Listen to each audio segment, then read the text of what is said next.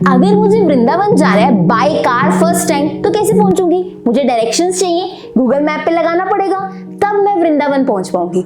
ऐसे ही जब हमारे एग्जाम्स थे हम सोच रहे थे कि नेक्स्ट सेमेस्टर से शुरू से पढ़ेंगे, पर डायरेक्शंस नहीं है ना हमारे पास, तो कैसे पढ़ना शुरू करें? हमारे पास 5 to 6 सब्जेक्ट्स हैं, क्या रोज 5 to 6 सब्जेक्ट्स पढ़ने हैं? नहीं ना। आज हम यही सब डिस्कस करने वाले हैं from day 1 of your new semester two the last day जब आपका एग्जाम होगा, ताकि आप गिल्ट फ्री अपनी छुट्टियां एंजॉय कर पाओ। अब एग्जाम्स खत्म हो गए, आप कैसे करने वाले हैं from day 1 to that last exam, पूरी जर्नी कैसे आपने निकालनी है। इसका मतलब ये नहीं कि सिर्फ पढ़ते रहेंगे, कैसे पढ़ना है ताकि एंजॉय भी कर पाए और एग्जाम्स भी अच्छे से दे पाए, वो सारा A to Z आज हम डिस्कस करने वाले हैं। फटाफट से आ जाओ। सबसे पहली चीज फ्रॉम डे 1, आपके कॉलेज की क्लासेस स्टार्ट हो रही है। हम सोचते हैं शुरू में ज्यादा काम होता नहीं, क्लासेस लगा के क्या करनी है? क्लासेस लगानी है। फर्स्ट 15 डेज बहुत इंपॉर्टेंट होते हैं।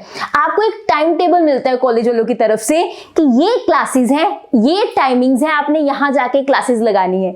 वो टाइम टेबल आप लगाओगे, क्लासेस में जाओगे, आपको सब्जेक्ट्स के बारे में पता लग जाएगा। एक वीक पूरी क्लासेस लगाओगे ना, पूरे सब्जेक्ट्स के बारे में पता लग जाएगा, ये सब्जेक्ट्स हमारे पास है। आपको टीचर्स के बारे में पता लग जाएगा, अच्छा ये सब्जेक्ट हमारा ये टीचर ले रहा है, ये सब्जेक्ट हमें इस टीचर से पढ़ना है। इससे क्या होगा, जैसे ही आपको टीचर्स पता लगेंगे, आपको वो गाइड करेंगे, आपको पता लगेगा क्या वो नोट्स बनवा रहे हैं, कि मुझे नोट्स बाहर से लेने हैं, क्या वो दैट इज प्रिंट आउट दे रहे हैं, कैसे नोट्स के बारे में पता लगेगा, बुक्स के बारे में पता लगेगा, सिलेबस पता लगेगा, जो सा चैप्टर वो पहले शुरू करवा रहे हैं वहीं से मिड सेम्स आएंगे, वहीं से असाइनमेंट्स आएंगी।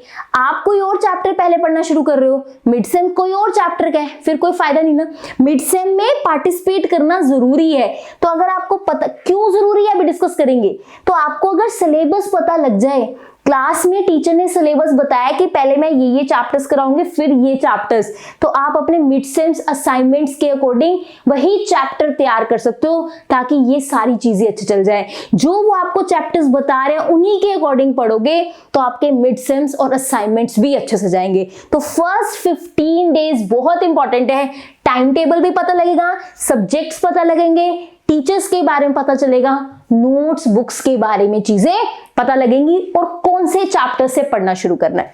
आगे आ जाओ। टाइम टेकिंग सब्जेक्ट्स पे पहले से ही फोकस दो, चाहे वो मैथ्स है, आपके पास स्टैट्स है, operation research, numerical methods, accounts, programming, इनमें से कोई भी आपके पास दैट इज सब्जेक्ट हो, आपको पता है इसमें मुझे टाइम लगता है। मेरे पास हर सेमेस्टर में 3 मैथ्स होते थे, सेम 1 में 3 मैथ्स, सेम 2 में 3 मैथ्स। मैं पहले सेमेस्टर में तो मुझे समझ ही नहीं आ रहा था कि इनको संभालना कैसे है। देन आई रियलाइज इनको साथ साथ लेके चलना पड़ेगा। फिर मैं रोज, चाहे कोई सब्जेक्ट कहीं भी जाए, ये 3 के 3 मैथ्स में कुछ ना कुछ पोर्शन रोज जरूर करती थी।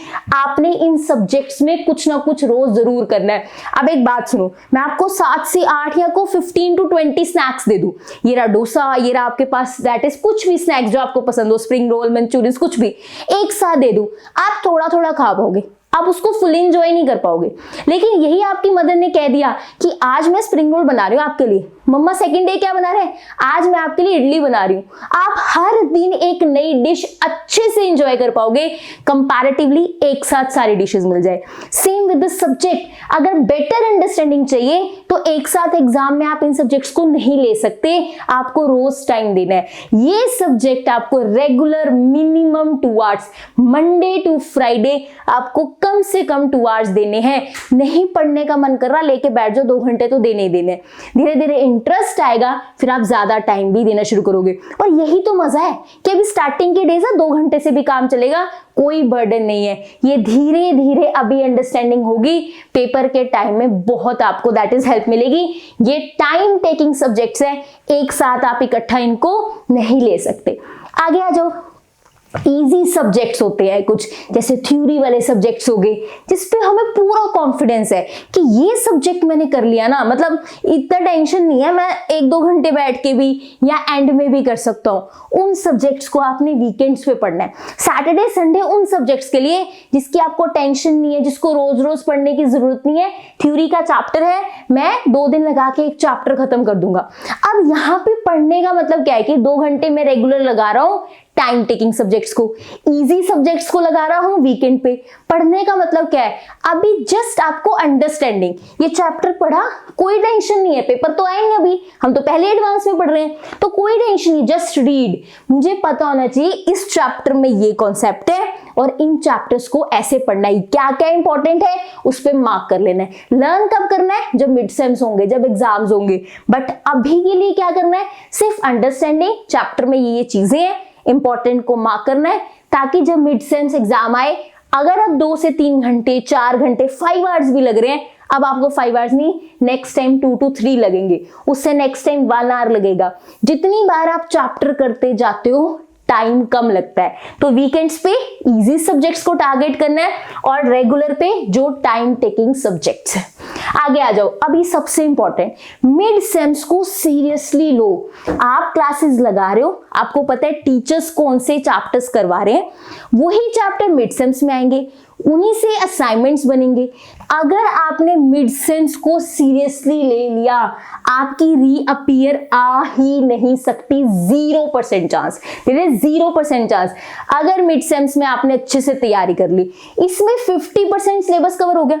हमारे माइंड में क्या होता है, मिड सेम्स की तो दैट इज मार्क्स एंड में होने नहीं, टोटल में काउंट ही नहीं होने, तो क्यों सीरियसली लेना, मैं तो एग्जाम दूंगा फाइनल। नहीं, मिड सेम्स में अगर आपने तैयारी अच्छे से कर ली, फाइनल एग्जाम का 50% सिलेबस हो जाएगा। कई कॉलेजेस में 35 to 40% सिलेबस यही मिड सेम्स में कवर हो जाता है। कई कॉलेजेस में 2 बार मिड सेम्स होते हैं, कई कॉलेजेस में 1 बार होते हैं। अगर आपने मिड सेम्स को सीरियसली ले लिया, आपकी रीअपीयर तो आ ही नहीं सकती। जिसने मिड सेम सीरियसली ले लिए उसकी री नहीं आ सकती, माइंड में डालो, यहां मार्क्स लेना जरूरी है। नेक्स्ट, एग्जाम टाइम में अब हमारा काम क्या है, लेफ्ट ओवर सिलेबस। स्टार्टिंग से हम क्या कर रहे हैं, दैट इज पढ़ रहे हैं। मिड सेम्स हमने क्या दे दिए, अच्छे दे दिए। हर सिलेबस के 1 से 2 या 2 से 3 चैप्टर बच रहे होंगे, इससे ज्यादा नहीं। हर सब्जेक्ट में सिर्फ 2-3 हमारे चैप्टर्स होंगे, इससे ज्यादा नहीं। अब वो बचे हुए सिलेबस करोगे जब आपका एग्जाम टाइम होगा। एग्जाम टाइम मतलब अभी एग्जाम शुरू नहीं हुए, उससे पहले 15-20 दिन होते हैं ना, कि इस डेट से शुरू हो रहे हैं, हमें हलचल शुरू हो जाती है कि मेरे पास बस 15 दिन बचे हैं। वो 15 दिन में क्या करोगे, आपका बचा हुआ सिलेबस, रिवीजन्स, जो पहले चैप्टर कर चुके हो उनकी रिवीजन्स चाहिए। बच्चे हर बार बोलते हैं, पेपर देख के लगता है आता था पर भूल गया, क्योंकि रिवीजन्स नहीं होती। बचा हुआ सिलेबस करोगे, वो थोड़ा सा होता है, रिवीजन के लिए भी टाइम बचेगा। अब एग्जाम में जाओगे तो सब अच्छे से कर पाओगे, कोई पैनिक नहीं रहेगा। अब एग्जाम्स के बाद क्या होगा, गिल्ट फ्री। फिर वो वीडियोस नहीं देखनी पड़ेंगी कि एग्जाम चेक कैसे होते हैं, या फिर मेरे कितने मार्क्स आ सकते हैं, किसके, या फिर आप पूछते हो ना कि इतना क्वेश्चन किया कितने मार्क्स आएंगे, नहीं, वो सब देखना ही नहीं पड़ेगा।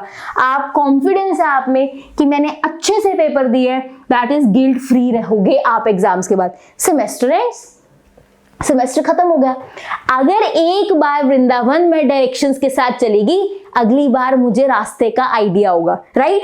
एक बार आपने ऐसे अपना सेमेस्टर निकाल लिया, अगले सेमेस्टर में आप शुरू से यही डायरेक्शंस फॉलो कर रहे होगे, मुझे दोबारा नहीं बतानी पड़ेगी, क्योंकि आपको पता लग जाएगा इस सेमेस्टर में कि ये डायरेक्शंस फॉलो करके हम अपने गोल पे अच्छे से पहुंच सकते हैं। एक बार ये डायरेक्शंस फॉलो कर लो। ये मेरे खुद की पर्सनल चीजें बता रही हूँ कि जो मैंने फॉलो की है, ये नहीं इधर उधर से कि हाँ ये मोटिवेशन देता है, नहीं, यही सब मैंने फॉलो की है।